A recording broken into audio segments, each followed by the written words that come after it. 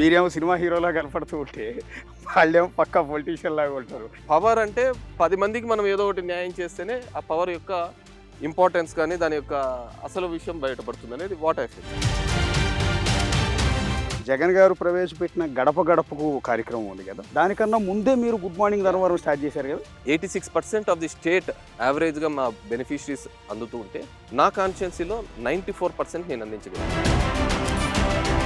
ఆ చెరువులో మీరేదో ఫామ్ హౌస్ కట్టారు, ఆ ఫామ్ హౌస్లో గుర్రాలు ఉంటాయి, వెళ్ళటానికి బోట్లో వెళ్ళాలి, అది ఆక్రమించి కట్టారు అంటూ లోకేష్ తీసేంత వరకు డ్రోన్స్ నా ప్రాపర్టీ అంత బ్యూటిఫుల్గా ఉందనే విషయం నాకు కూడా తెలియదు.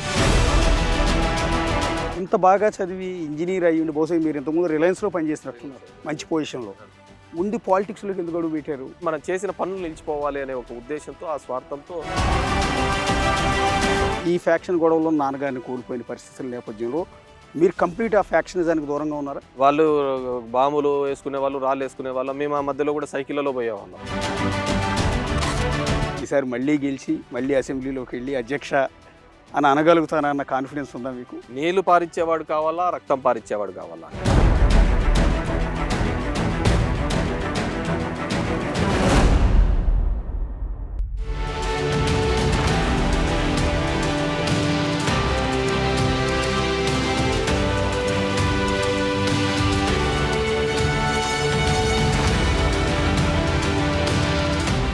మోస్ట్ స్టైలిష్ ఎమ్మెల్యేని మీకు ఇప్పుడు పరిచయం చేయబోతున్నారు. మోస్ట్ పాపులర్ ఎమ్మెల్యే కూడా ఆయన, రెగ్యులర్గా జనాలందరికీ తెలిసిన ఎమ్మెల్యే ఆయనే.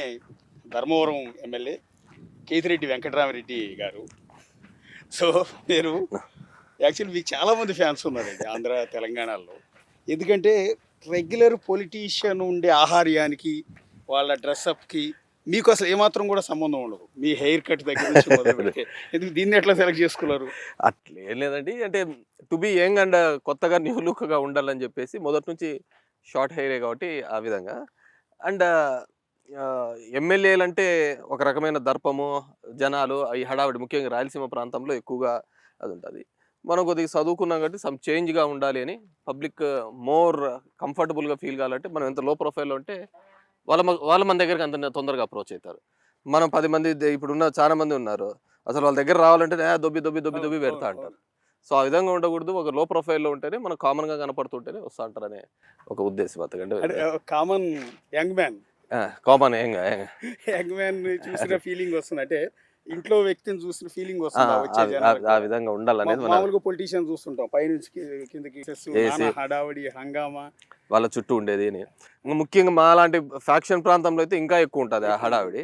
So though I'm coming from పొలిటికల్గా ఉండి ఫ్యాక్షన్ వల్ల బాధించబడ్డ కుటుంబం నుంచి వచ్చినా కానీ సరే వాళ్ళకి జరిగిన పద్ధతిలో ఆ రోజు పరిస్థితుల రీత్యా వాళ్ళు ఆ విధంగా తయారై ఉంటారు, ఆ విధంగా వాళ్ళు గ్రోన్ అప్ అయి ఉంటారు. No one are born as a criminals or no one are born as a factionist. పరిస్థితుల ప్రభావితం వల్ల వాళ్ళు జరుగుతున్న క్రమము.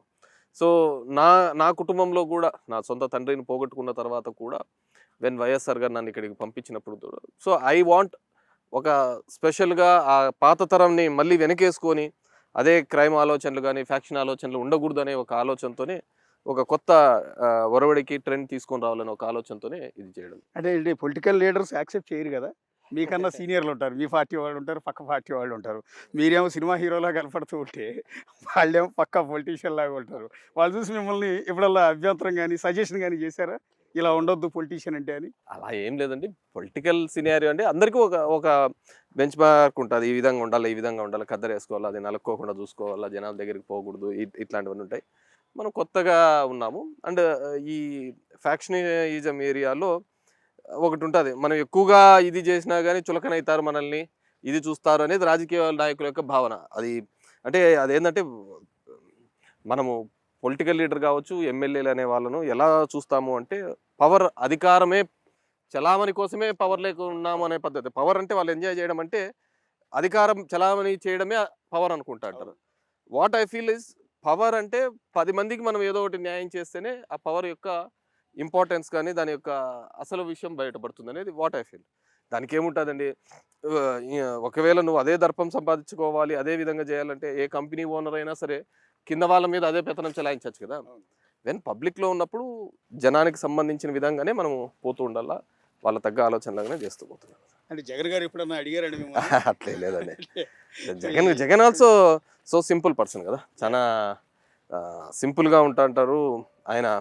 వేషధారణ కావచ్చు, బయట ఉన్నప్పుడు కావచ్చు, కాస్ట్లీవి కానీ ఇట్లోటి కానీ ఏమీ కానీ ఉండవు, చాలా సింపుల్ లైఫ్ స్టైల్లో పోతూ ఉంటారు. ఆ. ఇప్పుడు బేసిక్గా మీరు గుడ్ మార్నింగ్ కే ధర్మవరం పేరుతో మీరు స్టార్ట్ చేసిన దానివల్ల విపరీతమైన పాపులర్ అయ్యారు మీరు. అంటే యాక్చువల్లీ అంటే నాకు తెలిసిన సబ్జెక్ట్ ప్రకారం చెప్తున్నాను. జగన్ గారు ప్రవేశపెట్టిన గడప గడపకు కార్యక్రమం ఉంది కదా, ఇంటింటికి వెళ్ళి పలకరించి. దానికన్నా ముందే మీరు గుడ్ మార్నింగ్ ధర్మవరం స్టార్ట్ చేశారు కదా. 2006-8 ఆ టైంలో నేను మొదలు పెట్టానండి. 6లో పాలిటిక్స్లోకి వచ్చాను. 6 నుంచి నేను ధర్మవరం నియోజకవర్గం వచ్చినప్పుడు everything is fresh and new for me. So ఆ సందర్భంలో నాకు పొద్దున్నే 6:30కి 7కి అలా అంటే మనకేం పెద్ద అలవాట్లు కూడా లేవు కాబట్టి తొందరగా అర్లీగా లేసే అలవాటు 5:30కి. సో ఏం చేద్దాము, ఎవడు పరిచయాలు లేదు, కొత్తగా వచ్చా. సరే అట్లా సందులెమ్మడన్నా తిరుగుతూ ఉంటే దానికి చిన్న చిన్న ఇష్యూస్ ఏదన్నా ఉంటే కనుక్కోవడానికి ఉంటుందని ఒక ట్రయల్ చేసుకుంటూ పోయడం జరిగింది. అప్పుడు పేపర్లలో దీనికి ఒక ప్రోగ్రామ్ పెట్టాలి, నేను ఒక ఆఫీసర్లను పిలవడానికి దీనికని గుడ్ మార్నింగ్ ధర్మవరం అని ఒక ప్రోగ్రామ్ పెడదాం. అది కూడా ఎందుకు, ఏదో ఒక సినిమాలో చిరంజీవి సినిమాలో వచ్చిందనమాట, గుడ్ మార్నింగ్ హైదరాబాద్ అనే దాంట్లో ఒక ఆర్జేగా. సో అట్లా ఏదో ఒకటి పెట్టుకొని చేయడం అప్పుడు పేపర్లలో వచ్చేది. సో ఆ విధంగా నేను తిరగడంతో నెంబర్ ఆఫ్ ఇష్యూస్ని కూడా రిజాల్వ్ చేయడం జరిగింది. మా ఊరికి డ్రింకింగ్ వాటర్ కావచ్చు, హౌసింగ్ కావచ్చు, ఫస్ట్ హ్యాండ్ ఇన్ఫర్మేషన్ మనకు రావడంతో చాలా ఇష్యూస్ రిజాల్వ్ చేయడం వచ్చింది.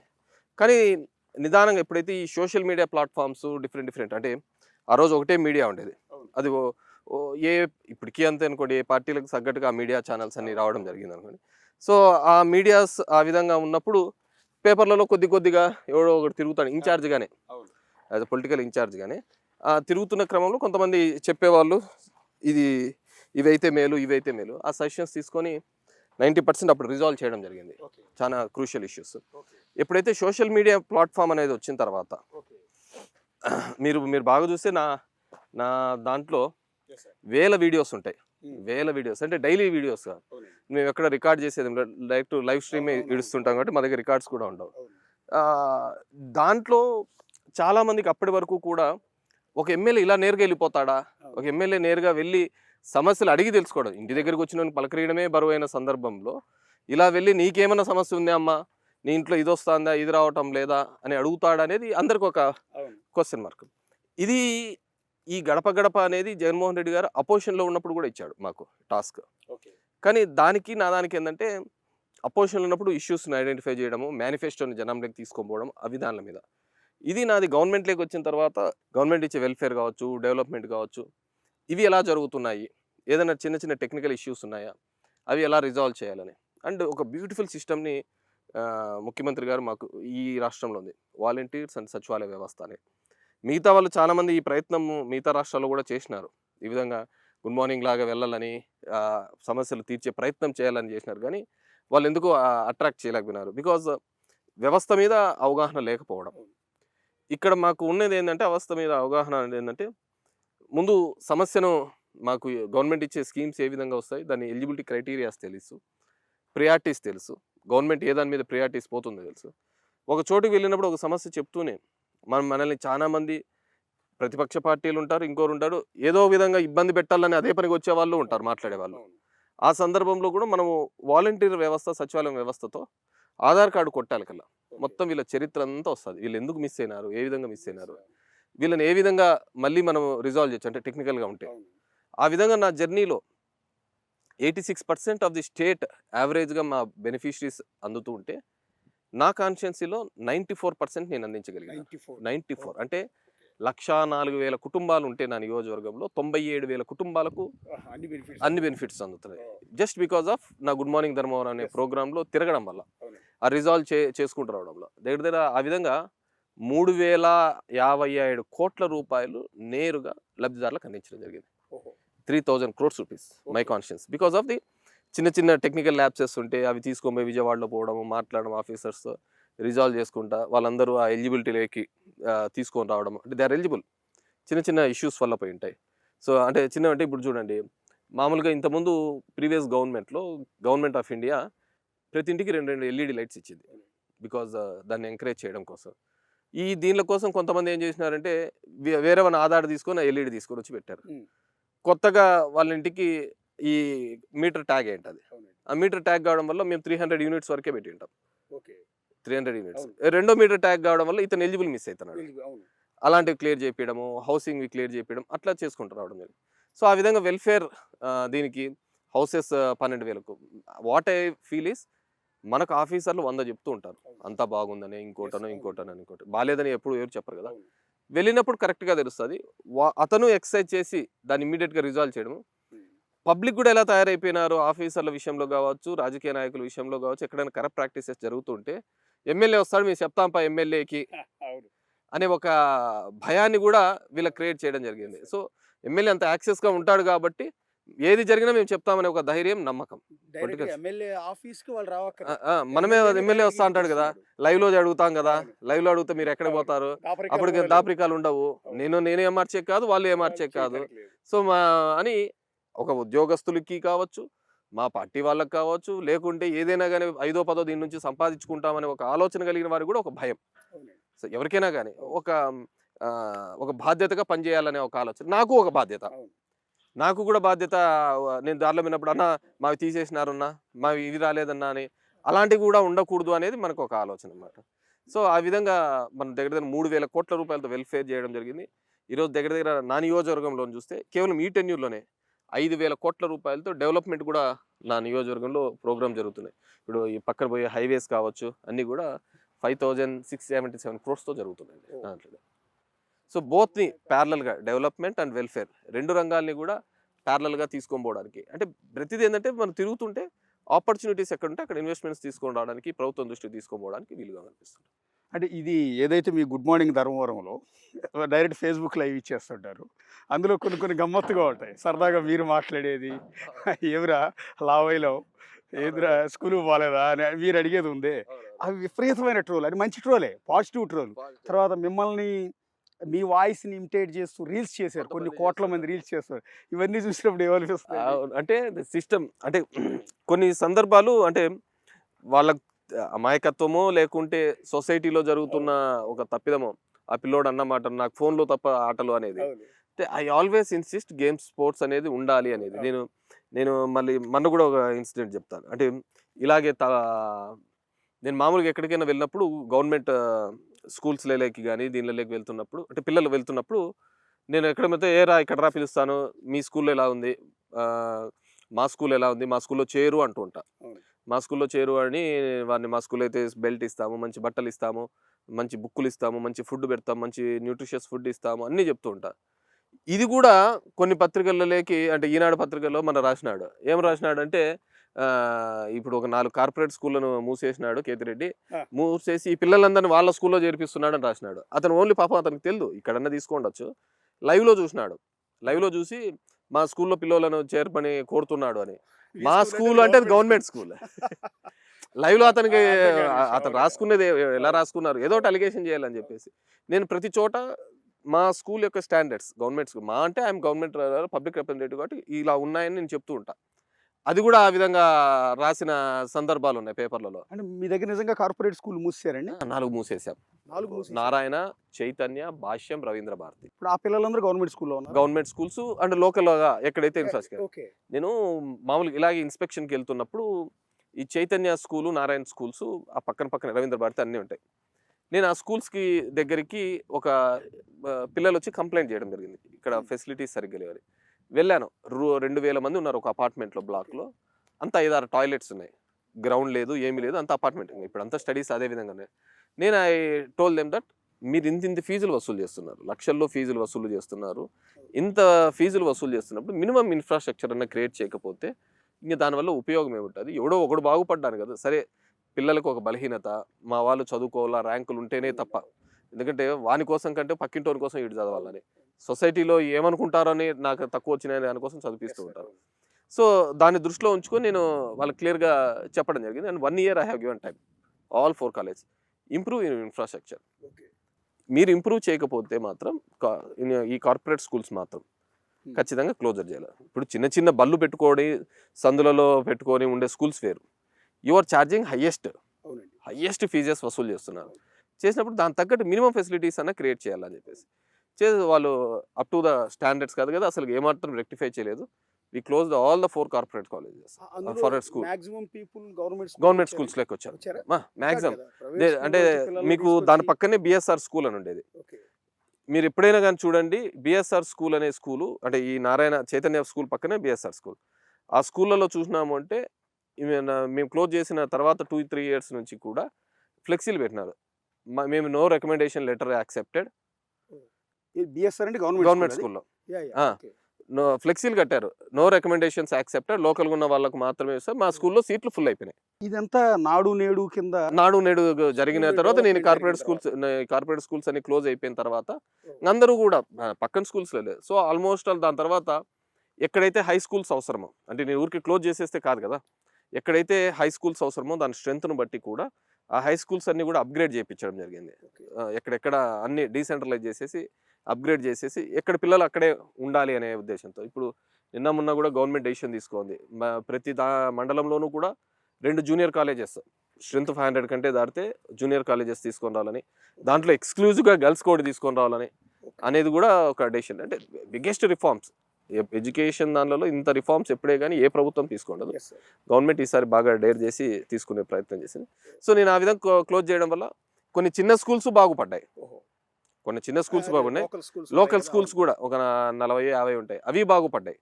అంటే అదే విధంగా ఎవరైతే ఉన్నారో పెద్ద స్కూల్స్ పెట్టాలో ఖచ్చితంగా వాళ్ళు ఈ ఫెసిలిటీస్ ఉండాలి అనేది ఒక స్టాండర్డ్ అనేది పెట్టడం జరిగింది. సో ఆ విధంగా ఎడ్యుకేషన్ దానిలోకి తీసుకున్నాను. ఇవన్నీ నేను అక్కడికి వెళ్ళినాను, అపార్ట్మెంట్ అంతా తిరిగినాను, అవి కూడా వచ్చినాయి లైవ్లోనే, అవి కూడా వచ్చినాయి.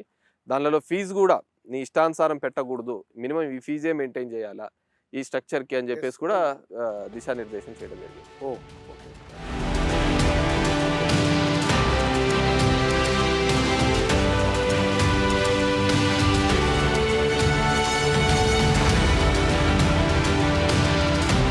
అండ్ నెక్స్ట్ మీ మీద సో ఎంత మంచి నేమ్ ఉందో అదే విషయంలో ప్రతిపక్షాలు చేసిన ఆరోపణలు కూడా మిమ్మల్ని ఏదో ఇక్కడ కావాలని మీ చేత ఏదో చెప్పించి సెన్సేషన్ చేయాలనే ఉద్దేశం కాదు నాది. సో తప్పే ఉందండి, మీరు మీ నోటీస్కి వచ్చినవి మీరు అడగడంలో తప్పే ఉంది. కానీ పర్టికులర్గా మీ మీద వచ్చింది అదేదో చెరువు గురించి. ఆ చెరువులో మీరేదో ఫామ్ హౌస్ కట్టారు, ఆ ఫామ్ హౌస్లో గుర్రాలు ఉంటాయి, వెళ్ళటానికి బోట్లో వెళ్ళాలి, అది ఆక్రమించి కట్టారు అంటూ లాస్ట్ టైం లోకేష్ డ్రోన్ కూడా వాడి చూపించి చెప్పినాడు.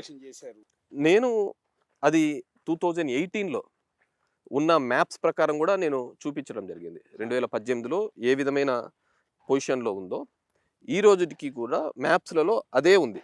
దెర్ ఇస్ నో ఆక్యుపేషన్లో కానీ దీనిలో కానీ జియో ట్యాగింగ్స్లో it's with everything is reflecting online. రెండోది ఏంటంటే చెరువు ముందర ఉంటే దాని బ్యాక్ వాటర్ వెనకలు వచ్చే చోట నేను కట్టాను. వెనకలు ఖచ్చితంగా చెరువు అన్న తర్వాత వెనకల ఖచ్చితంగా దానికి ఆనుకొని గట్టు ఉంటుంది, ఇవన్నీ ఉంటాయి. నేను ఇప్పుడు చంద్రబాబు నాయుడు లాగా కరకట్ట లోపల గట్ల నేను బ్యాక్ వాటర్స్ వెనకలు ఉంది. అక్కడ నేను ఒక తోట ఉంటే 2018లో నుంచి కూడా అలాగే ఉంది. ఈ 20 ఆ టైంలో నేను అక్కడ హార్స్ రైడింగ్ కూడా చేయడానికి వీల్లేదు. ఎందుకు వీల్లేదంటే అంత కంకర్రాలు బౌల్డర్ ఎక్కువ ఉంటాయి, హార్సెస్ కూడా చేయలేరు అనమాట. అక్కడ నేను 2020లో ఫార్మర్స్ దగ్గర నుంచి నేను భూమి కొన్నా. ఇట్స్ ఎ పట్టా ల్యాండ్ 1932ది. సో నాకు వీళ్ళ అలిగేషన్స్ అన్నీ తెలుసు కాబట్టి 1932లో కొన్నాను. అది రిజిస్టర్ అవుతుందా లేదా అని నేను దీంట్లో కూడా తీసుకొని రావడం జరిగింది ఆర్టీఏలో. దాని తర్వాత కొంతమంది ఇంతకుముందు నాకు పోటీ చేసి ఓడిపోయిన సూర్య అనే అతను కూడా ఎన్జిటీలో కూడా వేసినాడు. తహసీల్దార్లను, revenue authority, irrigation authority and forest department అందరినీ కూడా కౌంటర్ వేశారు. అందరూ ఫీల్డ్లోకి వచ్చి వెరిఫికేషన్ చేసినారు, మొత్తం బౌండరీస్ ఫిక్స్ చేశారు. So there is no encroachment in that అని కూడా తేల్చి కౌంటర్ కూడా వేయడం జరిగింది. సో దెర్ ఇస్ అంటే బేసిక్ ఏదో ఒకటి బురద జల్లాలా అని పట్టా భూమి నుంచి మీరు కొనుక్కుని రిజిస్ట్రేషన్ అవుతుందా లేదా అనేది కూడా ఆర్టీఏలో తెప్పించుకున్నా. బికాజ్ పబ్లిక్లో ఉన్న తర్వాత ఖచ్చితంగా ఏదో ఒకటి బ్లాక్ స్పాట్ చూపించాలని ప్రయత్నం చేస్తారు తప్ప అది చూపించాలని ప్రయత్నం చేసిన రైతుల దగ్గర నుంచి నేను కొనడం జరిగింది. ఆ భూమి ఆ షేప్లో నేను వచ్చిన తర్వాత ఆ షేప్లో లేదు. ఇది కొన్ని వందల సంవత్సరాల నుంచి అదే షేప్లో ఉంది. అది ఇలా ఒక ఐలాండ్ లాగా కనపడుతుంది. అవును. చెరువు మధ్యలో చెరువు ఉండే కాబట్టి అట్లేం లేదు, అట్లా మీకు కూడా చూపిస్తాను. ఒక ఐలాండ్ లాగా కనపడుతుంది. ఎందుకు ఆ విధంగా కనపడుతుంది అంటే ఈ నీళ్ళు యొక్క ఆటుపోట్లతో అలా ఇలా ఇలా ఇలా పోతుకుంటూ దానికి ఒక షేప్ గా వచ్చింది. ఓకే. నేను ఆ షేప్ ఉందనే నేను దాన్ని ఆ విధంగా కట్టుకున్నా. అది ఎట్లా ప్రొజెక్ట్ అయిందంటే దాన్ని చెరువు మధ్య ప్రాంతంలో మీ పూడ్చి వెళ్ళటానికి ఒక మార్గం వేసుకున్నారని ఎట్లా రకరకాలుగా ప్రాక్టికల్ గా చూపిస్తాను. ఇది అయిపోయినాక కూడా చూపిస్తాను, కావాలంటే అది చేసుకోండి. ఇవన్నీ అదే చెప్తున్నాను కదా. ఇప్పుడు ఇంతకుముందు ఎప్పుడూ లేదు. గుడ్ మార్నింగ్ లో కేతిరెడ్డి తిరుగుతున్నాడు అంటేనే ఏదో విధంగా బురద జల్లని కబ్జాలు చేయాలి. గుడ్ మార్నింగ్ ఆ చెరువు అది ఉండేది ఎక్కడో ఉంది.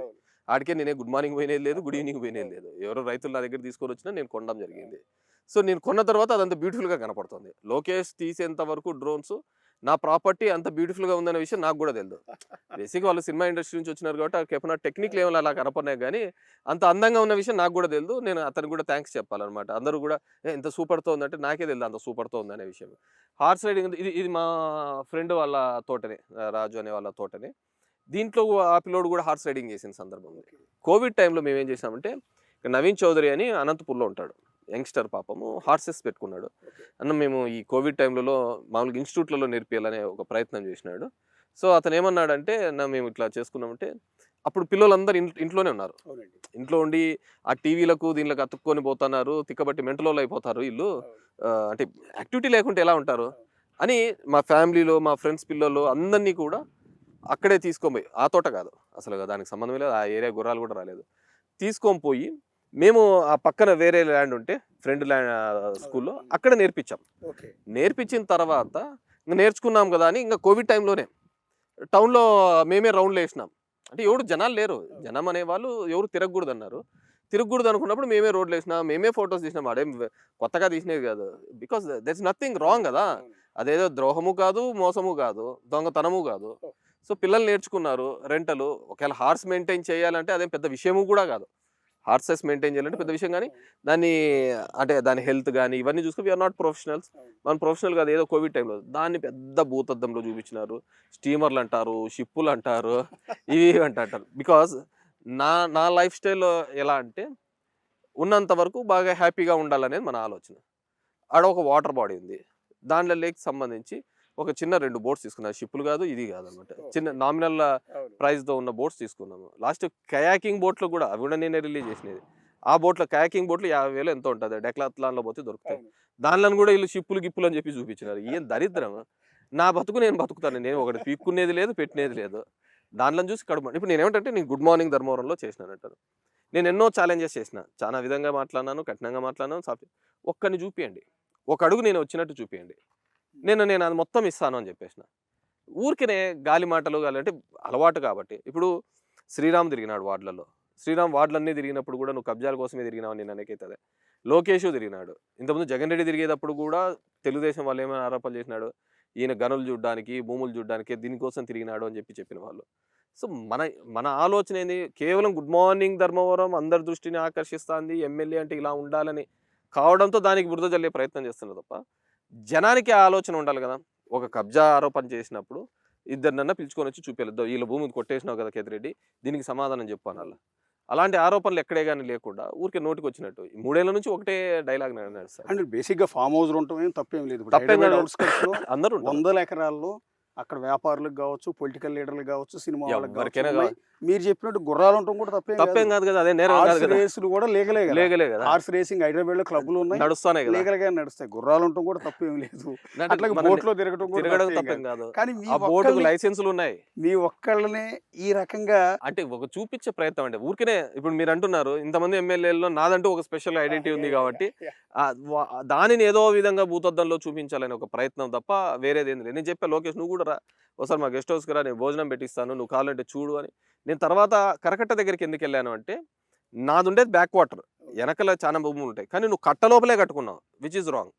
చెరువు కట్ట లోపల నువ్వు కట్టుకున్నావు. అదే నేను అదే అడుగుతాను. యాక్చువల్లీ మీకు ఆలోచన ఎట్లా వచ్చింది? ఆ రోజు కరెక్ట్ గా లోకేష్ వచ్చి ఇక్కడ చూసాడు, ఫామ్ హౌస్ దగ్గర వీడియోలో చూపించి హడావిడి చేసిన వెంటనే మీరు కట్ చేస్తే చంద్రబాబు గారికి కృష్ణా కరకట్ట చంద్రబాబు గారు ఇంటి ముందు ప్రత్యక్షమయ్యారు. మాకు ఆ రోజు లైవ్ ఇచ్చినట్టున్నారు కదా. లైవ్ ఇచ్చాను ఆ రోజు. మాకు సీఎం గారితో రివ్యూ ప్రోగ్రామ్ ఉంది. ఎనీహో పోయినారు కాబట్టి వీళ్ళు ఇక్కడ ఉండరు. సో నేను ఇమ్మీడియట్ గా అక్కడ పోయినప్పుడు తెల్లారే పోయి, ఆక్యుపై అంటే కట్ట లోపల ఉంటే ఆక్యుపై, నేనుండేది బ్యాక్ వాటర్ అన్న తర్వాత బౌండరీస్ ఉంటాయి, కొండలు ఉంటాయి. అవన్నీ ఆకుపోయి అనుకుంటా అంటే ఇంక అసలు భూమే ఉండదు. సో ఆ డాక్యుమెంట్ రియల్, అన్నీ రియలే.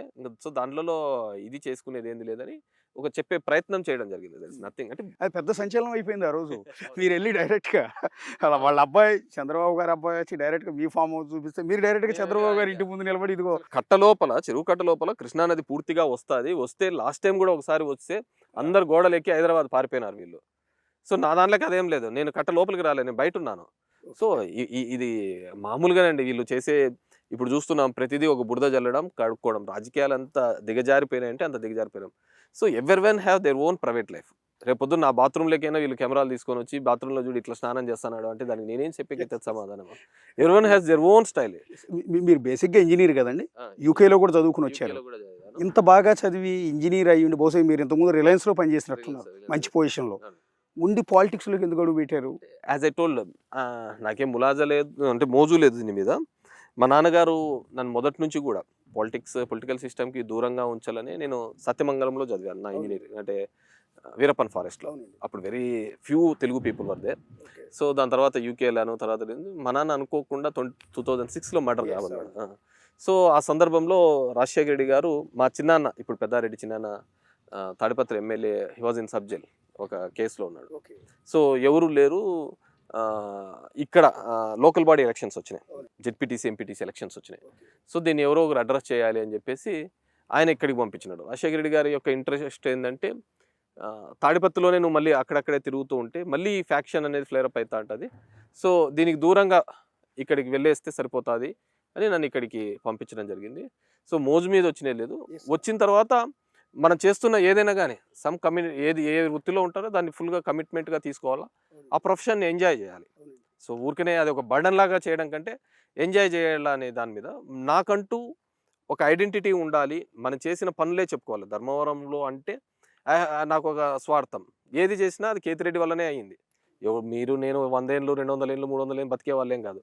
కానీ మనం చేసిన పనులు నిలిచిపోవాలి అనే ఒక ఉద్దేశంతో, ఆ స్వార్థంతో బాగా అప్పట్లోనే నన్ను అనేవాళ్ళు, మంత్రుల కంటే ఎక్కువ నిధులు తీసుకొని వచ్చినారు. అంటే నేను 9 to 14 మధ్యలో నేను 2000 కోట్ల దాకా అభివృద్ధి నిధులు తీసుకొని వచ్చాను. ఇప్పుడు మళ్ళీ 5000 కోట్లకు అంటే మంత్రులతో పాటు ఛాలెంజింగ్గా తిరిగేవాళ్ళు.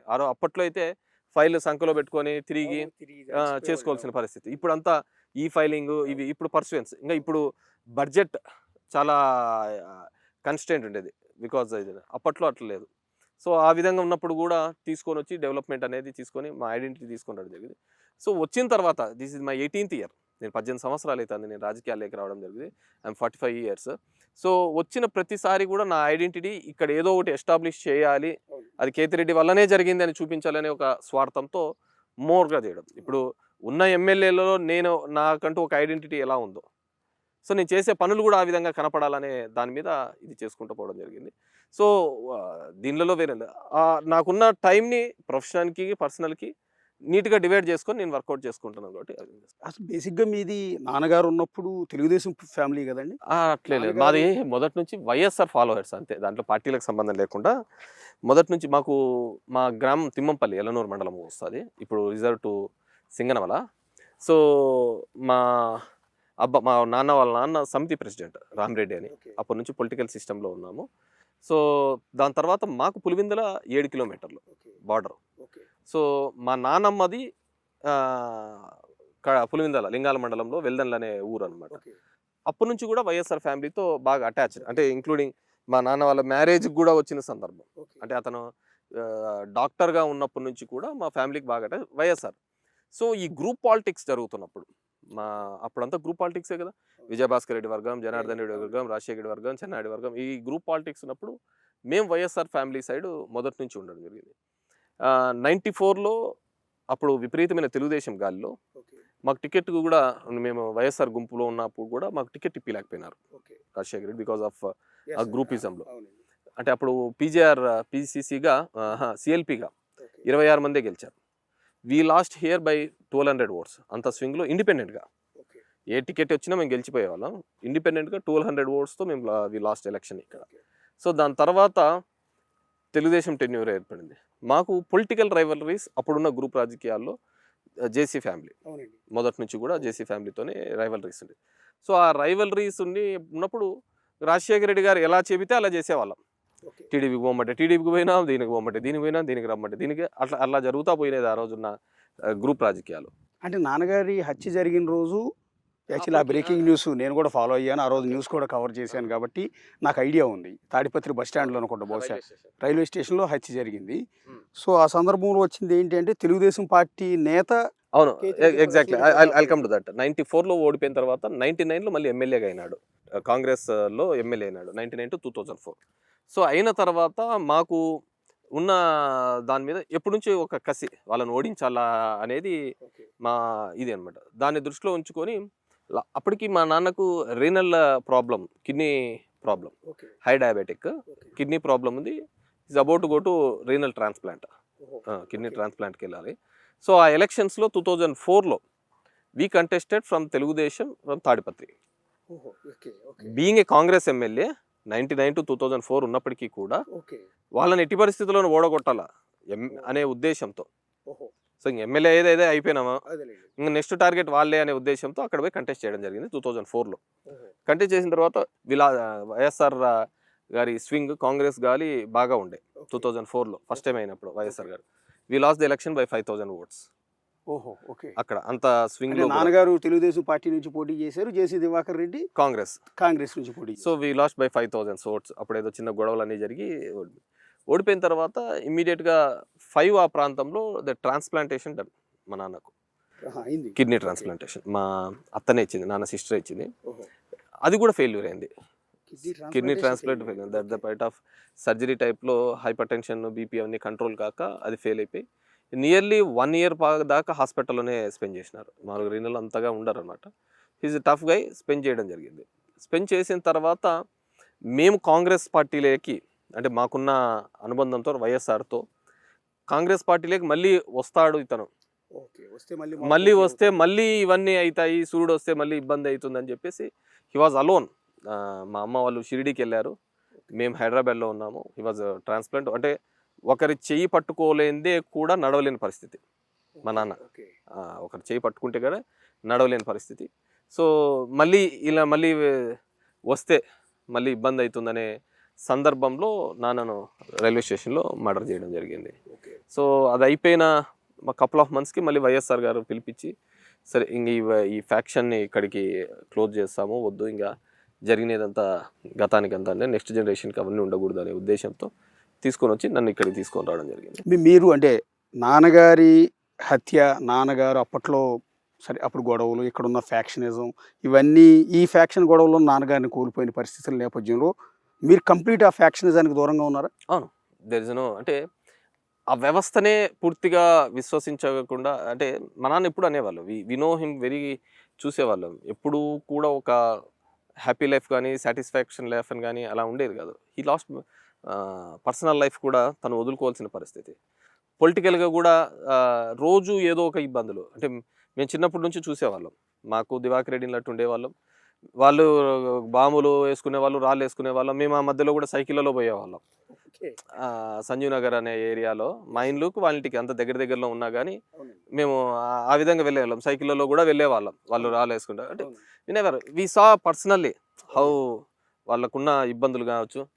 సో నన్ను ఇక్కడికి వచ్చిన తర్వాత మనం చదువుకున్న వాళ్ళగా అంతంత చదువుకున్న వచ్చిన తర్వాత ఫ్యాక్షన్ అనే ఒక పెనుభూతం వ్యవస్థలో ప్రతి కుటుంబాన్ని కూడా ఇబ్బంది పెడుతుంది అనే ఒక ఆలోచన ఉండి, నాకు జరిగిన ఇబ్బంది మళ్ళీ ఇంకెవరికే కానీ జరగకూడదు. ఆ రోజు నేను రాజకీయాల్లోకి రావడానికి కారణం కూడా మా గ్రూపు నిలబడాలి, లేకపోతే దీన్ని అన్నింటినీ కూడా కిల్ చేసుకోండి. ఇన్నాళ్ళ వరకు మా తండ్రి గారు ఏ వర్గం కోసం అయితే ఫైట్ చేశారో ఆ వర్గం మళ్ళీ స్టాండ్ కావాలి అంటే నేను పాలిటిక్స్లో ఉండాలి. మా చిన్నాన్న చూస్తే జైల్లో ఉన్నాడు. మా చిన్నాన్న బయట ఉన్నా నేను వచ్చేవాని కాదు. సో ఆయన వచ్చేంత వరకు ఉందామనుకున్నా, బయటకు వచ్చేంత వరకు అది డిలే అయిపోయింది. నన్ను లోకల్ బాడీస్ వచ్చేందుకు నన్ను పుష్ చేసినారు. నేను వచ్చి ఇక్కడ అన్నీ చేసినాను. నేను ఇక్కడికి ధర్మవరం వచ్చినప్పుడు కూడా దిస్ ఇస్ ఆల్ ఫ్యాక్షన్ కంటే మాఫియా. ఇక్కడ ఆర్ఓసి అని, రెడ్ స్టార్ అనే గ్రూప్స్ ఉండేవి. ముందే లిస్ట్ అనౌన్స్ చేసేవాళ్ళు, లిస్ట్ అనౌన్స్ చేసిన వాళ్ళని చంపేవాళ్ళు, ఒక సెక్షన్ ఆఫ్ ది పీపుల్ని టార్గెటెడ్గా పోయేటివి. అలా జరుగుతున్న ఈ సందర్భంలో ఇక్కడంతా ఒక మార్పు తీసుకొని రావాలనే ఆలోచనతో ఇప్పటికి దిస్ ద 4th ఎలక్షన్స్ మొత్తం క్రైమ్ అన్నింటినీ కూడా కంట్రోల్ చేయడం జరిగింది. చాలా గ్రామాలు, ఇప్పుడు ముదుగుబ్బ అనే చోట ఉండే ఆ ఏరియాలో వెంకట్రామరెడ్డి అనే అతను పట్ర కమ్యూనిటీ అనే వాళ్ళకు గొడవలు ఉండేది. నాకు తెలిసి ఒక 30-40 మందిని ఇటువైపు చంపుకున్నారు. ఓకే. ఒక 30-40 మంది జైలు శిక్ష అనుభవించినారు. లైఫ్ అనుభవించి వచ్చినారు 14-15 ఏళ్ళు. సో అలాంటి గ్రామాల్లో కూడా ఫస్ట్ టైం అంటే ఆ గ్రామాలకు వాళ్ళ జీవన పరిస్థితులు ఏ విధంగా ఉండేదంటే, వాళ్ళు ఊర్లకు పోవాలన్నా కానీ ఏదైనా కట్టుకోవాలన్నా కానీ గాడిదల మీద సిమెంట్ తీసుకొని పోయేవాళ్ళు. ఓకే. ఓకే. అంత దూరంగా ఉండే డెవలప్మెంట్స్కి ముదుగుబ లాంటి ప్రాంతంలో. అలాంటి ప్రాంతంలోకి వెళ్ళి వాళ్ళనందరినీ కూడా మాట్లాడి అక్కడ ఎటువంటి ఫ్యాక్షన్ లేకుండా మొత్తం అన్నిటినీ కూడా రాజీ చేసి డెవలప్మెంట్ ఫస్ట్ టైం రోడ్స్ కావచ్చు, ఇన్ఫ్రాస్ట్రక్చర్ కావచ్చు, వాళ్ళ పిల్లలకు చదువులు కావచ్చు, అవన్నీ చేసిన now there is no crime at all. Okay. అదేవిధంగా ఇక్కడ రేగడపల్లి అనే ఒక ఇది ఉండే, అక్కడ కూడా ఒక 1500 ఎకరాలు ఉంటుండే. ఆ భూమి కోసం కొట్లాడుతుండే వాళ్ళు. ఒక 30-40 మర్డర్లు జరిగినాయి బోత్ ఇరు వర్గాలకు సంబంధించి. జరిగితే అది కూడా అక్కడ ఆ భూమి ఉన్నంత వరకే అవన్నీ హౌసింగ్ ఇచ్చేసినాం. అలా చేసుకుంటా మొత్తం ఫ్యాక్షన్ అనేది ఎక్కడా లేకుండా చేయడం జరిగింది. తర్వాత ప్రభుత్వం తీసుకున్న చర్యలు కూడా ఈ ఫ్యాక్షన్ని కంప్లీట్గా రాయలసీమ ప్రాంతంలో దూరం కావడానికి ప్రభుత్వం తీసుకున్న చర్యలు. దాంట్లో ఫస్ట్ ఏంటంటే ఉపాధి హామీ. పని లేకపోతేనే ఇట్లాంటి పనులన్నీ చేసేది. అదే పని కల్పించడం, రైతు కూలీలకు పనులు దొరకడం, పిల్లలకు మంచి చదువు దొరుకుతుందని ఒక ఆశగా రావడం, మా పిల్లల భవిష్యత్తు ఇది కాదురా ఇంకో విధంగా పోవాలనే ఒక ఆలోచన చేయడం. ఇవన్నీ కూడా ఎప్పుడైతే జనం దగ్గరికి ఈరోజు ఇప్పుడు ఈ వెల్ఫేర్ స్కీమ్స్ ఇవన్నీ రావడం మొదలు పెడతారు, ఇంకో మానేస్తారు. ఇంక ఈ గొడవలు అన్నీ మానేస్తారు. అందులో మేము గమనించింది ఏంటంటే, మీరు చెప్పిన జమానా ఫ్యాక్షన్ గొడవలు ఉన్న టైంకి ఇప్పటికీ కంప్లీట్ చేంజ్ అయిపోయింది. ఏంటంటే ఇదిగోండి ఇలాంటి వాణిజ్య పంటలు, ఖర్జూరాలు వచ్చినాయి. ఇక్కడ మేము రోడ్డు నుంచి వస్తుంటే ధర్మవరం చుట్టుపక్కల ద్రాక్ష కనిపిస్తుంది, చీనీ కనిపిస్తుంది, సపోటా కనిపిస్తుంది, కొన్ని చోట్ల రెడ్ శాండల్ కనిపిస్తుంది. ఇట్లా ఆల్మోస్ట్ ఖరీదైన ఫ్రూట్స్ కావచ్చు. అసలు ఫ్రూట్ బౌల్స్ అండి ఈ రెండు జిల్లాలు. ఇవన్నీ ఆదాయం పెరుగుతుంది, ఉపాధి పెరుగుతుంది. సో ఎవరు ఫ్యాక్షన్ వైపు వెళ్ళే అవకాశం లేదు. మేము చూపిస్తాం. మన కోవిడ్ టైంలో చీనీ పంటకు పెరిగిన దానిలో కొన్ని గ్రామాలలో ఎంత వచ్చింది డబ్బులు అంటే, ఈసారి మాకు 70-80 లక్షలు వచ్చింది అని చెప్పిన వాళ్ళు ఉన్నారు పంటకు. దానిమ్మకైతే 1.5 అట్లా పోయినా కూడా టన్ను 60 లక్షలు 70 లక్షలు. మన కోవిడ్ టైంలో అయితే విపరీతంగా పెరిగినాయి ఈ ఫ్రూట్స్కి గిట్స్కి. అందరూ ఊరికే చెప్తాంటారు కదా సి విటమిన్ అని అవి అని. అట్లా కమర్షియల్ ఇప్పుడు మీకు చూసినారంటే పక్కనున్న కడప డిస్టిక్ కావచ్చు, మా district fruit bowl of AP. పంటలు ఏవైనా కావచ్చు. ఇప్పుడు బెంగళూరుకు పోవాలంటే పొద్దున్నే ఎన్నో వెహికల్స్ పోతుంటాయి. వెజిటేరియన్స్ కానీ, రైతుల యొక్క ఆలోచన విధానంలో కానీ, కూలీలు కానీ వాళ్ళ లైఫ్ స్టాండర్డ్స్ పెరిగినాయి బాగా. సో దానికి ప్రభుత్వం నుంచి ఉన్న అది. రెండోది ఇప్పుడు మీరు బాగా చూస్తే అవన్నీ తగ్గిపోయినాయి. ఫ్యాక్షన్ కేసులు మీరు పోలీస్ స్టేషన్లో లిమిట్స్లో చూస్తే చాలా తగ్గిపోయినాయి. ఈ ఇల్లీగల్ కేసులు ఇవి ఎక్కువైపోయినాయి. ఈ క్రైమ్లు ఎక్కువ పెరిగిపోయినాయి. అంటే మానవ సంబంధాలు తగ్గిపోయినాయి. ఊర్లో ఇంతకుముందు అయితే 2-3 నాయకత్వంలో ఉన్నప్పుడు భయపడేవాళ్ళు. అరే వాడు తిడతాడరా, కొడతాడరా సమాజానికి. ఇప్పుడు ఆ సమాజానికి భయపడడం మానేశారు.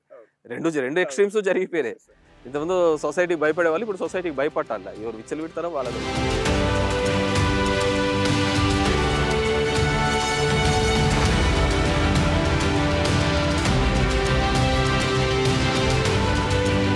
ఇప్పుడు మీరు ఇద్దరితో ఫైట్ చేస్తున్నారండి. ఒకటి వాళ్ళు కూడా ఫ్యాక్షన్ బ్యాక్గ్రౌండ్ నుంచి వచ్చిన వాళ్ళే. ఒకళ్ళు పరిటాల శ్రీరామ్, ఆయన తండ్రి పరిటాల రవి గారిని ఎట్లా కోల్పోయారు ఫ్యాక్షన్ గొడవలు మీకు తెలుసు. మీరు మీ తండ్రి గారిని ఫ్యాక్షన్ గొడవల్లో కోల్పోయారు. అట్లాగే ఇంకొక ఆయన బీజేపీ నుంచి ఉన్న గొనుగొండల సూరి గారు కూడా ఫ్యాక్షన్ బ్యాక్గ్రౌండ్ నుంచి వచ్చారు, ఆయన కూడా కోల్పోయారు. సో ముగ్గురు ఆ ఫ్యాక్షన్ బ్యాక్గ్రౌండ్ నుంచి వచ్చిన కుటుంబాలే. సో వాళ్ళిద్దరిని ఎట్లా ఫేస్ చేయగలుగుతున్నారు మీరు? సరే ఇప్పుడు మారిపోయిన సూరి వాళ్ళ నాన్న ఫస్ట్ సూరి ఏం చేసినాడంటే, రామలింగారెడ్డి అనే ఒక వ్యక్తిని సంగాల గ్రామంలో చంపడం జరిగింది. దానికి రివెంజ్ తీసుకుంటూ వాళ్ళు ప్రతీకార చర్య భాగంగా గోనుగుట్ల నారాయణ స్వామి సూరి వాళ్ళ నాన్నను చంపడం జరిగింది. చంపిన తర్వాత సూరి అక్కడి నుంచి వెళ్ళిపోయి అనంతపూర్లో సెటిల్ అయిపోయినాడు. అయిపోయిన తర్వాత పరిటాల రవి దగ్గర చేరుకున్నాడు, డ్రైవర్గా చేరుకొని. అంటే డ్రైవర్ అంటే ముందుండి ఏదో చేసేవాళ్ళు, మళ్ళీ ఏదో చిన్న గొడవలు పడి రవి ఈజ్ ద పర్సన్ సూరిని ఇంటి మీదకి పడి వాళ్ళ ఇళ్ళ అందరినీ ధ్వంసం చేసి, అంటే దగ్గరుండి మోసం చేశాడని మళ్ళీ దాడి చేస్తే సూరి మైసూర్లో పోయి చేరుకున్నాడు, అక్కడ క్రషర్ యూనిట్ వేసుకొని. సో తర్వాత ఏం జరిగింది, 2004 ఆ టైంలో మేమైతే తాడిపత్రిలో ఇక్కడ ఎమ్మెల్యే నుంచి తాడిపత్రికి మేము కంటెస్ట్ చేసినప్పుడు పామిడి అనే ఒక మండలానికి సూరి ఇన్ఛార్జ్. అప్పుడు మేము ఎమ్మెల్యే సెకండ్ టైం ఎమ్మెల్యే పోటీ చేసినప్పుడు అతను ఒక మండలానికి దివాకర్ రెడ్డి ఎంకరేజ్ చేసినాడు. సో రవికి ఆపోజిట్గా ఉండు అని చెప్పేసి అక్కడ ఎంకరేజ్ చేయడం జరిగింది. సో రెండోది ఇంకా పరిటాల ఫ్యామిలీ అంటే ఇంకా తెలిసినదే. ఇంకా ఆ ఫ్యాక్షన్ కంటే కూడా మాఫియాను ఎవరైతే క్రైమ్ ఎంటర్టైన్ చేస్తామో లేకుంటే మోజు ఉంటుందో అలాంటి వాళ్ళని ఎంకరేజ్ చేయడం, వాళ్ళకి వెపన్స్ ఇవ్వడము, లేకుంటే ఇంకోటి ఇవ్వడము, డిపార్ట్మెంట్ సపోర్ట్ ఉంటుంది అనడము, ఒక ఆర్గనైజేషన్ చేసిన క్రైమ్కి అంతా మోసుకోవడానికి ఒక ఆర్గనైజేషన్ ఆర్ఓసి అని పెట్టడము. అంటే ఎవడో మర్డర్ జరుగుతుంది ఆర్ఓసి చేసినాడని, వీళ్ళు చేసినది ఆర్ఓసి అని, అలా ఒక ప్యారలల్గానే నా అబ్జర్వేషన్లో నేను బాగా గమనించినది ఏంటంటే ఇవన్నీ కూడా షార్ట్ టర్మ్లోనే నడిచాయి. ఒక 10 years స్పానే వీళ్ళ అందరూ హైలైట్ అయినారు. దాని తర్వాత కొలాప్స్ కావడం జరిగింది. వ్యవస్థ మారుతుంది, వ్యవస్థ తగ్గట్టుకు మనం మారకపోతా అంటే మన దానిలో మనిషికి పశువుకు తేడా లేదు కదా. సొసైటీ ఇప్పుడున్న జనరేషన్ ఇంకా అసలు యాక్సెప్ట్ చేయలేదు. నువ్వు ఫ్యాక్షన్ చరిత్ర నాది ఇంత ఉంది అంటే నిన్ను దగ్గర కూడా రానిటల్లా. ఇంత ముందు భయం పోయి ఇప్పుడు అసహ్యం ఏర్పడింది. ఇప్పటికీ ఇంకా నేను శ్రీరామ్ కూడా 2-3 సార్లు ఎక్కడో చెప్తుంటే మా నాన్నను చూసి అంటే మా నాన్న ఏం చేసినాడో చెప్పుకుంటా పోతా అంటే నీకైతే తప్ప, మా నాన్నను చూసి మీ క్రైమే తప్ప వేరేదేం కనపడదు. ఆ రక్తమే కనపడుతుంది, ఆ రక్త పారిచ్చినదే కనపడుతుంది. ఇప్పుడు మీ నాన్న తర్వాత మీ అమ్మ అయింది. మీ అమ్మ 15 ఉంది, ఒకసారి మంత్రిగా ఉంది. మీ అమ్మ చేసినది చెప్పుకోవాలా, మీ నాన్న చేసిన మంచి చెప్పుకోవాలా తప్ప నేను వస్తేనే క్రైమ్ చేసేస్తామంటే సిస్టమ్ మారింది. నో వన్ ఆర్ ఇంతకుముందు వినందుకు లేదు. దెబ్బకు దెబ్బ పడుతూ ఉంటా ఉంటుంది. ప్రతి ఒక్కటి ఆ వెంజెన్స్ పాలిటిక్స్ కదా. ఒకసారి ఇప్పుడు నా కుటుంబమే చూసుకున్నా, నేను చూసుకున్నా, మాకెవరికి సంబంధం లేదు. మా నాన్న ఆ రోజు ఉన్న పరిస్థితులలో at the age of 18 first time murder కేసులో మా నాన్న మీద పెట్టినారు. మా నాన్న నన్ను సత్యమంగళంలో చేర్పించడానికి కూడా కారణం ఏంటంటే మా నాన్నను ఎల్ఆర్జీలో 10th వరకు చదివిన తర్వాత అనంతపూర్లో ఎల్ఆర్జీ ద ఫేమస్ స్కూల్, తర్వాత చెన్నైలో చదివిన తర్వాత కూడా ఒక మర్డర్ కేసులో పెడితే ఆ రోజు చల్లా సుబ్బరాయుడు అని మినిస్టర్గా ఉండే, మేము ఆ గ్రూపు అంటే జేసీ దివాకర్ రెడ్డికి ఆపోజిట్గా. సో ఆ చల్లా సుబ్బరాయుడు గుంపుంటే మళ్ళీ ఆ కేసు తీసేపించడం జరిగింది. తర్వాత మా నాన్న ఏంటంటే ఈడు చెన్నైలో ఉన్నా కానీ యాక్సెస్లోనూ విజిబిలిటీగానే కనపడతాడు అనే ఉద్దేశంతోనే సత్యమంగళం లాంటి ఒక డీప్ ఫారెస్ట్లో పెట్టి ఈ కేసెస్కి దీనిలో కుడ్డకూడదు అనే ఉద్దేశంతోనే పెట్టారు. సో మారుతున్న దాని ప్రకారం మమ్మల్ని ఆ విధంగా పెంచడం జరిగింది. మనం కొత్త జనరేషన్ వచ్చిన తర్వాత మనం చూపించాలి. ఇంకా మా నాయన్ని ఇట్లా చంపుకుంటా పోయినాడు, నేను చంపుకుంటా పోతాను అంటే జనం యాక్సెప్ట్. నీ ఐడెంటిటీ ఏంది, నీ ఆలోచన విధానం ఏంది, నువ్వు ఈ నియోజకవర్గానికి కావచ్చు, నువ్వు పోటీ చేసే చోటు నువ్వు ఎటువంటి కాన్ఫిడెన్స్ బిల్డప్ చేస్తున్నావు. కాన్ఫిడెన్స్ ఇవ్వాల్సింది నాయకులకో క్యాడర్కో కాదు, జనానికి ఇవ్వాలి. పబ్లిక్కి కాన్ఫిడెన్స్ ఇచ్చిన రోజే you will become a leader. క్యాడర్కే కానీ లీడర్లకి ఏముంటుంది, నీ క్యాడర్ నీకు చెప్తూ ఉంటారు జై అని, అవతల క్యాడర్ అవతలకి జై అని చెప్తుంటారు. జనం యొక్క నమ్మకం పొందిన రోజు నువ్వు నాయకుడిగా ఎదుగుతా ఉంటావు. అక్కడ బాబాయ్ పెద్దారెడ్డి గారు తాడిపత్రిలో జేసీ ఫ్యామిలీని ఓడించి అక్కడ ఎమ్మెల్యే అయ్యారు. సరే, ఇక్కడ పరిటాల ఫ్యామిలీని లేకపోతే సూరి ఫ్యామిలీని ఎదుర్కొని మీరు ఇక్కడ ఎమ్మెల్యే, అక్కడ బాబాయ్ ఇక్కడ అబ్బాయి ఇద్దరు ఉన్నా కూడా ఇద్దరు పవర్ఫుల్ ప్లేసెస్లో ఉన్నారు, పవర్ఫుల్ వ్యక్తులను ఎదుర్కొంటూ ఉన్నారు. కానీ క్యాబినెట్లో ఇద్దరిలో ఏ ఒక్కరిని చూడలేకపోయాం కదా. అంటే మా సీఎం గారి యొక్క ఆలోచన విధానం ఎంటైర్లీ డిఫరెంట్ అండి. అంటే ఈ రెగ్యులర్ పొలిటికల్ సిస్టానికి వ్యతిరేకంగా ఆయన చేస్తూ ఉంటాడు. అది గుర్తుపెట్టుకోండి. మీరు ఇప్పుడు ఇచ్చిన సీట్ల వ్యవస్థ కావచ్చు, తన ఆలోచన విధానం కావచ్చు, తీసుకొచ్చిన వాలంటీర్ వ్యవస్థ కావచ్చు, ఏ విధంగానే తన కంప్లీట్ జర్నీ ఆఫ్ ఈ 10 yearsలో 2 years జర్నీలో అతను బాగా ఐడెంటిఫై చేసినది ఏంటంటే బీసీ ఎస్సీ ఎస్టీ మైనార్టీ అనే సెక్షన్ ఆఫ్ ది పీపుల్ 70% దాకా ఉన్నారు. వీళ్ళను పొలిటికల్ దీనిల కోసం వాడుకుంటున్నారే తప్ప రాజ్యాంగబద్ధంగా వీళ్ళకి ఒక కాన్ఫిడెన్స్ ఇవ్వలేదు. అని ఆ కాన్ఫిడెన్స్ ఎప్పుడు వచ్చింది? ఇప్పటికీ బీసీలు కొంత ఎంతో తెలుగుదేశానికి సేల్ అవుతా తెలుగుదేశం పార్టీకి ఎందుకు వచ్చారంటే ఎన్టీ రామారావు ఫస్ట్ 1983లో ఎప్పుడైతే పార్టీ పెట్టాడో ఆ రోజు చదువుకున్న వాళ్ళందరినీ కూడా బీసీలందరినీ కూడా అలా అలా అలా తీసుకొని వచ్చి పుష్ చేసినాడు. వాళ్ళే ఇంకా ఇప్పటికీ బతికే ఉన్నారు. దాని తర్వాత జనరేషన్లో చంద్రబాబు నాయుడు ఏ కొత్తని ఎలివేట్ చేయలేదు. మీరు బాగా చూసుకోండి. ఆ రోజు వచ్చిన కోడెలు కావచ్చు, ఆ రోజు వచ్చిన యనమలు కావచ్చు, ఆ రోజు వచ్చిన ఎర్రంనాయుడు కావచ్చు, ఆ రోజు వచ్చిన దేవేందర్ గౌడ్ కావచ్చు, వీళ్ళందరూ ఏంది ఓ డిగ్రీ చదివిన ఎడ్యుకేటెడ్ బీసీ ఉంటే అంతవరకు కూడా ఎవరు గుర్తించిన వాళ్ళను ఎన్టీ రామారావు తీసుకున్నాడు. వాళ్ళని చూశారు, అరే మా వాళ్ళలో వాడు వచ్చాడు చదువుకున్నవాడు అని ఓట్లు వేయడం జరిగింది. అలా పోలరైజ్ అయింది. తర్వాత చంద్రబాబు నాయుడు వచ్చిన తర్వాత పొలిటికల్ కోసం అలా ఇలా ఇలా ఇలా చూపించాడే తప్ప ఎప్పుడు చేయలేదు. ఫస్ట్ టైం దాని తర్వాత ఒక సోషల్ ఇంజనీరింగ్ అనే కాన్సెప్ట్ తీసుకొని వచ్చి జగన్మోహన్ రెడ్డి గారు ఈ సెక్షన్ ఆఫ్ ది పీపుల్ని, ఇక్కడ మేము దగ్గర దగ్గర 8 మంది రెడ్లు ఉన్నాం, 3 బీసీలు ఉన్నారు. దీనిలలో ప్రతి నియోజకవర్గాల్లో ఇంత సెక్షన్ ఆఫ్ ది పీపుల్ వీళ్ళు ఉన్నారు. సో వీళ్ళని ఐడెంటిఫై చేసి చూపించాలా, వీళ్ళకి మన పార్టీలో వీళ్ళకు సరైన గౌరవం తక్కుతుంది అని చూపించాలనే ప్రయత్నం చేయడం జరిగింది. దాంట్లో భాగంగా ఎన్నో ఓసీల సీట్లలో కూడా ఇప్పుడు మార్చినాడు. ఇప్పుడు కదిర్లో ఉంది, సిద్ధారెడ్డిని తీసుకొని వచ్చి మైనార్టీస్ పెట్టినాడు, ఇంకో చోట తీసుకొని వచ్చి ఆ విధంగా మార్చుకుంటూ పోవడం జరిగింది. ఎందుకంటే హినోస్ ఈ పబ్లిక్ని యొక్క కాన్ఫిడెన్స్ ఇది చేయాలి. ఎప్పుడు రాజకీయ పదవులే కాదు, రాజ్యాంగబద్ధమైన పదవులని. ఈ పార్టీ గవర్నమెంట్లోకి రాకముందు వైఎస్ఆర్ కాంగ్రెస్ పార్టీ అందరూ అనేది ఇది రెడ్ల పార్టీ అనే ముద్రనే వేశారు కదా. ఈరోజు ఆ ముద్ర అయితే తొలగిపోయింది కదా. ఈ పార్టీలో వస్తున్న రాజకీయ అవకాశాలు ఎవరికి రాదు అని. ఒక ప్రాంతీయ పార్టీని ఒక నాయకుడు నడపాలి for a long ten of 30 to 40 years నడపాలి అంటే మాత్రం ఆయన చేసినదే కరెక్ట్. సో దాన్ని మేము యాక్సెప్ట్ చేయాల్సిందే. So as a followers of him, అతని ఆలోచన విధానం మాకు తెలుసు కాబట్టి we have to go with him అంతే. That's it. నెక్స్ట్ మళ్ళీ ఎన్నికల బరిలోకి దిగుతూ ఉన్నారు. ఈసారి మళ్ళీ గెలిచి మళ్ళీ అసెంబ్లీలోకి వెళ్ళి అధ్యక్ష అని అనగలుగుతానన్న కాన్ఫిడెన్స్ ఉందా మీకు? డెఫినెట్గా నేను 200% కాన్ఫిడెన్స్ ఉంది. బికాస్ నేను జనం మధ్యనే ఉన్నాను, జనం కోసం పనిచేస్తున్నాను. సరే, అందరూ చెప్పిన మాట వేరు, మీరు చూస్తున్నారు, పబ్లిక్ లైఫ్లో కూడా అందరూ తెలుస్తున్నారు ఎమ్మెల్యే అంటే ఎలా ఉండాలి, ఎలా తిరగాలి అని చెప్పేసి. నేను ఎప్పుడే కానీ ఎలక్షన్లప్పుడు కానీ ఎప్పుడు కానీ హామీలు కూడా ఇవ్వను. నేను వస్తే ఇది చేస్తాను, ఇది చేస్తాను. యాజ్ ద గవర్నమెంట్ ఉందో దానిలో నుంచి ఎప్పుడు ఏ సందర్భానికి ఏ అవకాశాలు వస్తుంటాయి అవి తీసుకొని రావడానికి నా ప్రయత్నం చేస్తూ ఉంటాను. సో నేను ఎప్పుడు ఫాల్స్ ప్రామిసెస్ అనేది ఇలాంటివి అనేది ఏమి ఉండవు. సో వన్ ఇష్యూ ఇక్కడ. So let the public has to decide, నీళ్లు పారిచ్చేవాడు కావాలా, రక్తం పారిచ్చేవాడు కావాలా అని. సూర్య అనే వ్యక్తి 20 రోజుల్లోనే పార్టీ మారిపోయినాడు, ఇక్కడ అందరిని వదిలిపెట్టిపోయినాడు క్యాడర్ అంతా. అంతకుముందు నెల రోజుల కిందట సూర్య ఏం చెప్పాడు, నేను 6 నెలలు టైం ఇస్తాను, అందరినీ చంపుకుంటారో కొట్టుకుంటారో అని చెప్పి ఆ వీడియోస్ ఆడియోస్ కూడా వైరల్ అయినాయి.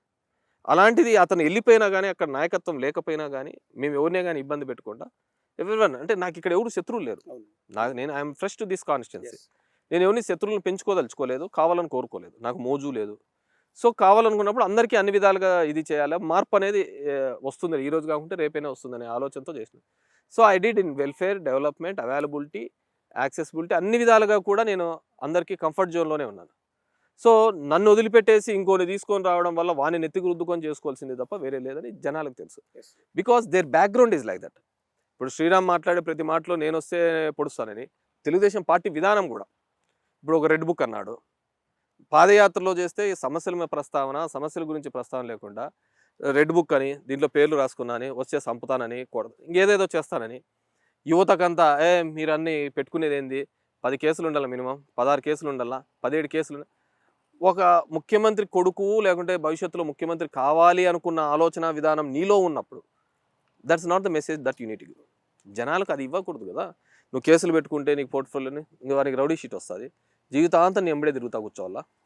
నువ్వు ఇవ్వాల్సిన మెసేజ్ ఏంది, చదువుకో, మంచి ఉద్యోగం తెచ్చుకో, మన పార్టీ వచ్చిన తర్వాత నీకు భవిష్యత్తు ఉంటుంది, నీకు మంచి ఉద్యోగ కల్పనలో అడుగులు వేస్తాం, ఇవి చెప్పాలి. కానీ సో సినారియో చేంజ్. మరి చంద్రబాబు నాయుడు గారికి తెలిసి జరుగుతుందో, తెలియక జరుగుతుందో, చేతకాక ఉన్నాడో.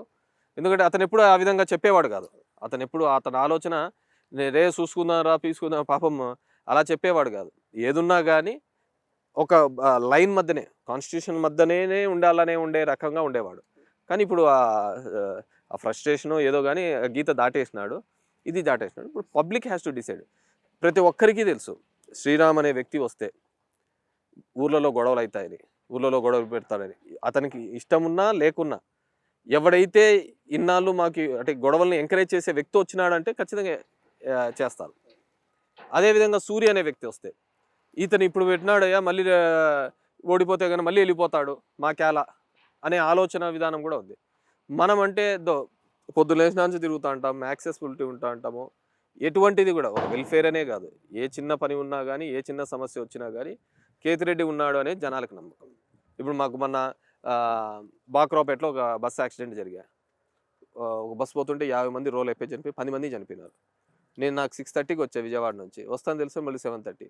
ఏ చిన్న సమస్య ఉన్నా ఫస్ట్ ఉండేది ఎవరైనా ఉంటా అంటే కేతిరెడ్డి ఉంటాడు.